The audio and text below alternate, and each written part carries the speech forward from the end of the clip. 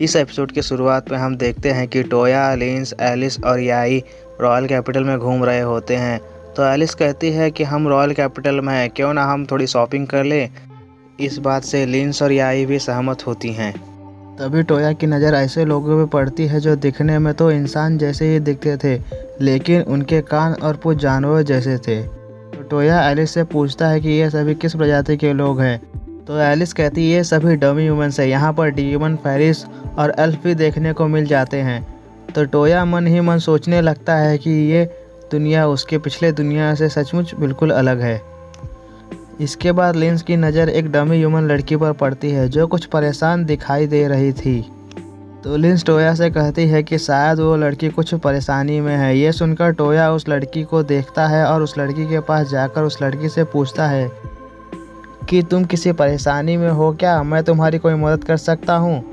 वो dummy human लड़की टोया को अचानक अपने सामने देखकर थोड़ी डर जाती है। फिर वो लड़की झिकते हुए टोया से कहती है कि मैं अपनी बहन से एक जगह पर मिलने वाली थी, मगर मैं उसका रास्ता भूल गई। फिर टोया अपना फ़ोन निकालता है और उसमें मैप खोलता है और उस मैप की मदद से टोया उस लड़की की बड़ी बहन को ढूंढ लेता है। उस लड़की की बड़ी बहन का नाम ऑगमा होता है। ऑगमा से मिलकर वो लड़की बहुत खुश होती है। फिर ऑगमा टोया को थैंक्स कहती है उसकी बहन को उसके पास पहुंचाने के लिए। फिर वो सभी लोग ऑगमा को बाय बोलकर वहां से चले जाते हैं। फिर लिंस कहती है कि शॉपिंग करने के लिए अभी भी हमारे पास बहुत समय है। तभी टोया कहता है क्यों ना हम अलग अलग हो जाए, जिससे शॉपिंग जल्दी हो जाएगी। टोया की बात से सभी लोग सहमत होते हैं। इसके बाद सभी लोग अलग अलग हो जाते हैं। शाम हो चुकी होती है।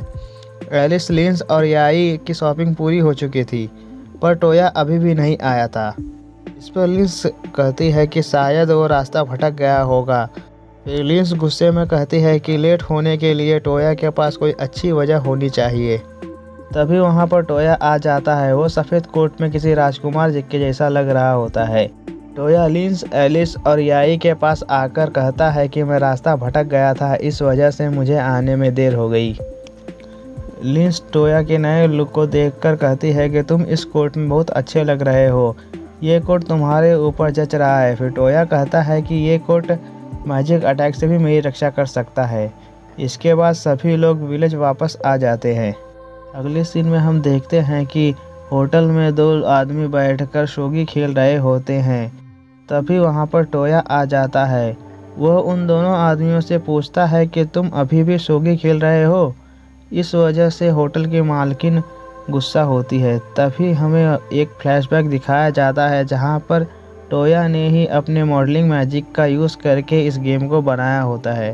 इसके बाद टोया मिया से पूछता है कि बाकी के लोग कहाँ हैं। तो मिया कहती है कि वो लोग यही के शॉप में गए हैं तुम्हारी नई डिश खाने के लिए जो तुमने क्रिएट की है। तभी एलिस, लिंस और याई वहाँ पर आ जाते हैं। एलिस अपने साथ वो केक भी लेकर आई थी। फिर एलिस सभी को उनका केक दे देती है। एलिस टोया से कहती है कि तुम ये केक ड्यूक के यहाँ ले जाओ। फिर टोया अपने गेट स्पेल का यूज़ करके ड्यूक के यहाँ चला जाता है और उन्हें वो केक देता है। उस केक को खाते ही सुशी का चेहरा खिल जाता है। तभी ड्यूक कहते हैं अगर मेरे पास गेट स्पेल होता तो मैं रोज़ इस केक को खा पाता। इस पर टोया कहता है कि अगर आप चाहते हैं तो इस केक की रेसिपी मैं आपके बावर्ची को दे देता हूँ। इसके बाद टोया ड्यूक को शूगी के बारे में बताता है। शूगी एक स्ट्रेटेजिक गेम होता है जिसमें आपको आपके अपोनेंट के राजा को मारना होता है। टोया और ड्यूक उस गेम को खेलने लगते हैं। तभी सुशी कहती है कि मैं भी इस गेम को खेलना चाहती हूँ। इस पर ड्यूक कहते हैं कि मेरे बाद तुम खेल लेना। कुछ समय बीतने के बाद सुशी फिर से कहती है कि मुझे भी खेलना है। तो ड्यूक कहते हैं कि बाहर जाकर खेल लो। इस पर सुशी कहती है कि बाहर बारिश हो रही है। सुशी को कंटाल आने लगता है। फिर वो टोया को गुदगुदी करने लगती है। इसी में पूरा दिन निकल जाता है। अगले दिन हम देखते हैं कि टोया, लिंस, एलिस और याई रॉयल कैपिटल के एडवेंचर गिल्ड में होते हैं। तो टोया फिर से एलिस को स्लाइम मारने का काम दिखाता है।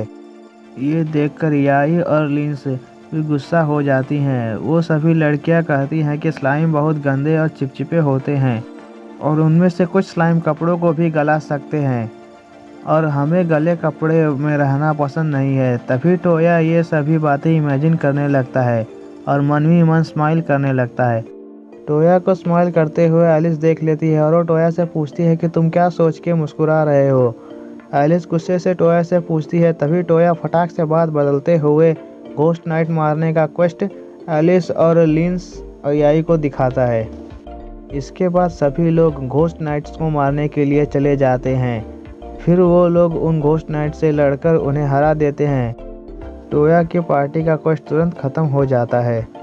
क्वेस्ट पूरा हो जाने के बाद वो लोग एक जगह पर बैठे होते हैं। तो टोया यहाँ वहाँ देखते हुए वो लिंस से पूछता है कि ये जगह रॉयल कैपिटल के अंडर आती है ना। तो लिंस कहती है कि ये ओल्ड कैपिटल है, पता नहीं ये क्यों डिस्ट्रॉय हो गई। इसके बाद एलिस कहती है कि अगर हम छानबीन करें तो हमें कोई खजाना मिल सकता है। इसके बाद टोया अपने सर्च मैजिक से उस खजाने को ढूंढ लेता है और वो उसकी जगह का भी पता लगा लेता है। फिर टोया एक जगह पर हाथ दिखाते हुए कहता है कि इस पत्थर के ढेर के पीछे उस खजाने का गेट है। फिर लिंस अपने फायर मैजिक से उस गेट के आगे के पत्थरों को उड़ा देती है। इसके बाद सभी लोग उस गेट के अंदर चले जाते हैं। वहाँ पर बहुत अंधेरा होता है, इसीलिए लिंस अपने लाइटिंग मैजिक से एक लाइट की वॉल बना देती है, जिस वजह से वहाँ पर रोशनी हो जाती है। इसके बाद सभी लोग और भी अंदर जाते हैं। वहाँ की दीवारों पर एशियन भाषा में लिखा होता है, जो टोया और बाकी लोगों को समझ में नहीं आ रहा होता है। इसीलिए टोया उन सभी दीवारों की फ़ोटो ले लेता है। फ़ोटो खींचने से जो लाइट चमकती है उससे लड़कियां डर जाती है। उन्हें लगता है कि इस गुफा के अंदर कोई भूत होगा। इसीलिए टोया उन लोगों को समझाता है कि ये तो मेरा फ़ोन था, मैं इससे फ़ोटो निकाल रहा हूँ। फिर वो बाकी सभी दीवारों को भी फ़ोटो निकालने लगता है। आगे जाते हुए उन सभी को एक और गेट मिलता है। लिंस उस गेट को देखकर कहती है कि इसे कोई अर्थ मैजिशियन ही खोल सकता है।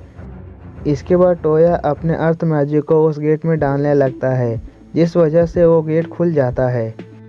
फिर टोया, लिंस, एलिस और याई उस रूम के अंदर चले जाते हैं। वहाँ पर कोई चीज़ रखी हुई थी। जैसे ही लिंस उस चीज़ के थोड़े पास जाती है तो उसके लाइटनिंग बॉल की पावर ख़त्म होने लगती है, जिससे वहाँ पर धीरे धीरे अंधेरा होने लगता है। ये देखकर टोया लिंस से पूछता है कि तुम ये लाइट बॉल कितने समय तक बना कर रख सकती हो। तो लिंस कहती है कि लाइटनिंग मैजिक मैं उतने अच्छे से नहीं कर सकती, मगर मेरा लाइटनिंग बॉल कम से कम 2 घंटे तक रहता है। ये कहते ही वो लाइट बॉल पूरी तरह से ख़त्म हो जाता है। उस चीज़ के अंदर से लाल रोशनी जलने लगती है। तो टोया कहता है कि शायद ये चीज़ जिंदा है और इसीलिए तुम्हारी लाइटनिंग मैजिक को यह सौंप गया। ये कहते ही उस जगह पर एक धमाका होता है। वो सभी लोग वक्त रहते बाहर आ जाते हैं। फिर वो देखते हैं कि वो जगह तहस-नहस हो चुकी है। फिर वहाँ पर एक और धमाका होता है और वहाँ से वही क्रीचर बाहर निकलता है। इसके बाद वो क्रीचर उन लोगों पर हमला कर देता है, जिसका जवाब देते हुए एलिस उस क्रीचर पर अपने मुक्के से वार करती है, मगर उस क्रीचर को कुछ भी नहीं होता। एलिस के बाद लिंस उस क्रीचर पर अपने फायर मैजिक से हमला करती है, जिसे वो क्रीचर अब्सॉर्ब कर लेता है। ये देखकर टोया कहता है कि ये क्रीचर हमारे मैजिक को अब्सॉर्ब कर सकता है, इसीलिए इस क्रीचर पर बिना मैजिक के हमला करो। इसके बाद याई भी उस क्रीचर पर अटैक करती है, मगर उस क्रीचर को कुछ भी नहीं होता। इसी बीच वो क्रीचर एलिस को घायल कर देता है। वो क्रीचर एलिस को मारने ही वाला होता है कि तभी टोया एलिस को बचाकर थोड़ी दूर ले जाता है। फिर टोया एलिस को अपने हीलिंग मैजिक से ठीक कर देता है। इसके बाद टोया उस क्रीचर को देखता है और उसकी आंखें चमक जाती है। उसे एक आइडिया आता है। वो अपना प्लान एलिस को भी बताता है। फिर टोया अपने अपॉन मैजिक का यूज़ करके उस क्रीचर के लाल कोर को निकाल लेता है। इसके बाद एलिस कोर को अपने मुक्के से तोड़ देती है, जिससे वो क्रीचर धूल बनकर गायब हो जाता है। फिर लिंस टोया से पूछती है कि तुम्हें कैसे पता चला कि उस लाल गोले को ख़त्म करने से वो क्रीचर मर जाएगा। तो टोया कहता है कि जब हम गुफा में थे तब वो लाल गोला चमक रहा था। फिर तुम्हारा फायर मैजिक को अब्सॉर्ब करते समय भी वो गोला चमक रहा था। तभी मुझे समझ में आ गया कि उस क्रीचर की पावर उस गोले में स्टोर होती है। अगर उस गोले को हम डिस्ट्रॉय कर दें तो वो क्रीचर भी मर जाएगा। इसके बाद लिंस कहती है कि अब हम कहाँ जाएंगे। तो एलिस कहती है कि यह जगह रॉयल कैपिटल की सीमा में आती है। तो इस खबर को हमें किंग को देना होगा। फिर टोया, लिंस, एलिस और याई को हम ड्यूक एल्फ्रेड के पैलेस में देखते हैं। ड्यूक कहते हैं कि टोया, मैं जब भी तुमसे मिलता हूँ तुम मुझे चौंका देते हो। टोया ड्यूक को क्रीचर के बारे में बताता है। इस पर ड्यूक कहते हैं कि मैं कुछ लोगों को वहाँ पर ज़रूर भेजूँगा। इस पर टोया कहता है कि वहाँ पर किसी को भेजने से कोई फ़ायदा नहीं होगा, क्योंकि वो जगह पूरी तरह से ध्वस्त हो चुकी है, पर मैंने उस जगह की कुछ फ़ोटो निकाल ली है। फिर टोया अपने फ़ोन में उस फ़ोटो को ड्यूक को दिखाने लगता है। इसके बाद टोया कहता है कि अगर आपको ये फ़ोटो चाहिए तो मैं आपको ये दे सकता हूँ। इस पर ड्यूक कहते हैं कि तुम ऐसा कर सकते हो तो मुझे फ़ोटो ज़रूर चाहिए। इसके बाद टोया अपने विलेज वापस आ जाता है। वो उन फ़ोटो की कॉपी अपने मैजिक की मदद से एक पेपर पर बना लेता है। इसके बाद टोया अपने गेट स्पेल की मदद से ड्यूक के गेट के सामने आ जाता है। अचानक टोया को गेट के सामने देखकर गार्ड चौंक जाता है। इस समय ड्यूक अपने रथ में कहीं जा रहे होते हैं। वो टोया को कहते हैं कि तुम बहुत अच्छे समय पर आए हो। फिर वो टोया को भी अपने साथ ले जाते हैं। इसके बाद हम एक लड़की को देखते हैं और ये एपिसोड यहीं पर ख़त्म हो जाता है।